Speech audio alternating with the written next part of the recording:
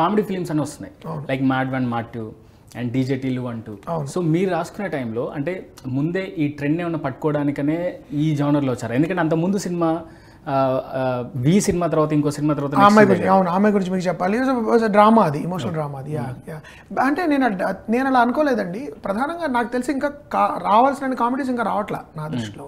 ఇంకా మన యాక్షన్ సినిమాలే డామినేట్ చేస్తున్నాయి. ఈ మధ్య వచ్చిన సినిమాలు, రాబోతున్న సినిమాలు ట్రైలర్స్ మీరు చూస్తే medium range to big star సినిమాలు అన్నీ predominantly action ఫిల్మ్సే.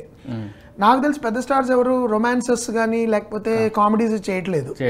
And medium range stars కూడా ఎక్కువగా పాన్ ఇండియా ఎలా మనం ఏం చేద్దాము, దానికి యాక్షన్ రూట్ ఏమో అనే ప్రయత్నాల్లో ఉన్నారు.